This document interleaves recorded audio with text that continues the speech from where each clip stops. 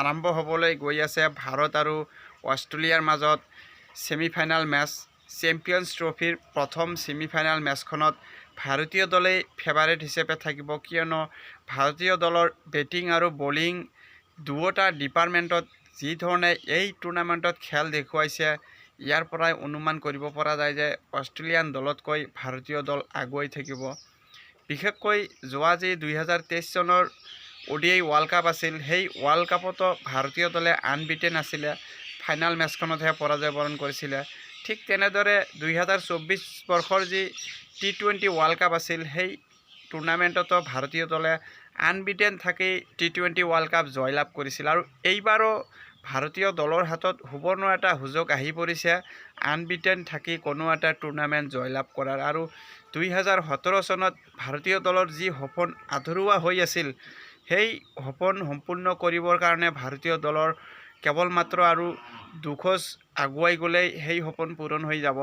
প্ৰথমতেই ছেমিফাইনেল মেচখনত দলে যদি অষ্ট্ৰেলিয়াক পৰাস্ত কৰিব পাৰে, ফাইনেলত উপনীত হ'ব। আৰু ফাইনেল মেচখন পাকিস্তানৰ পৰা কাঢ়ি আনি ডুবাইত অনুষ্ঠিত কৰাৰ সুবৰ্ণ এটা সুযোগ আছে ভাৰতীয় দলৰ হাতত। মেচখনত ভাৰতীয় দলে কাগজে কলমে আগুৱাই থাকিব যদিও বাৰে বাৰে ভাৰতীয় দলৰ সপোন আধৰুৱা কৰি ভাৰতীয় ক্ৰিকেট প্ৰেমীৰ সপোন যি ধূলিসাৎ কৰি দিছিলে এই ট্ৰেভিছ হেডে, সেয়া 2023 বৰ্ষৰ ICC টেষ্ট চেম্পিয়নশ্বিপৰ ফাইনেলেই হওক বা 2023 বৰ্ষৰ ODI ৱৰ্ল্ড কাপৰ ফাইনেল মেচেই নহওক, এই ট্ৰেভিছ হেড নামৰ ভাৰতীয় দলৰ যি এই খোপ নাম, সেই খোপ নামটো কম সময়তে পেভিলিয়নলৈ পঠিয়াব লাগিব। আৰু ইয়াৰ পিছতো ভাৰতীয় দলে মিডিল অৰ্ডাৰ বেটাৰ ষ্টিভ স্মিথৰ উইকেটটো যদি কম সময়তে ল'ব পাৰে, তেনেহ'লে অষ্ট্ৰেলিয়ান দলৰ যি মেৰুদণ্ড ভাঙি যোৱাৰ দৰে হৈ যাব। তাৰোপৰি শেষৰ ফালে গ্লেন মেক্সৱেলেও যি ধৰণে খেল দেখুৱাইছিল, এই মেক্সৱেলৰ এনে এটা ক্ষমতা আছে যে যিকোনো মুহূৰ্ততে পাৱাৰ জেনেৰেট কৰি দলৰ প্ৰয়োজন সাপেক্ষে খেলি বিৰোধী দলৰ হাতৰ মুঠিৰ পৰা জয় কাঢ়ি আনিব পাৰে। আৰু পাৰ্ট টাইম স্পিনাৰ হিচাপেও দুবাৰ এই পিটছত গ্লেন মেক্সৱেলৰ স্পিন বলো কঠিন হোৱাৰ সম্ভাৱনা আছে।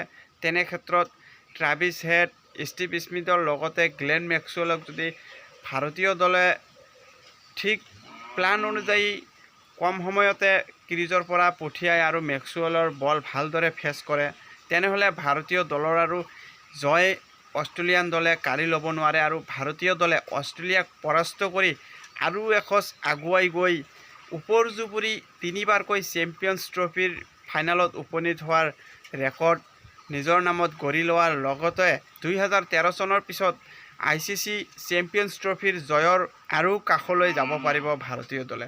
তো বন্ধুসকল, আশা কৰিম যে ভাৰতীয় দলে অনায়াসে অষ্ট্ৰেলিয়ান দলক পৰাস্ত কৰি ICC চেম্পিয়নছ ট্ৰফিৰ ফাইনেলত উপনীত হওক, সেয়াই কামনা কৰিলোঁ।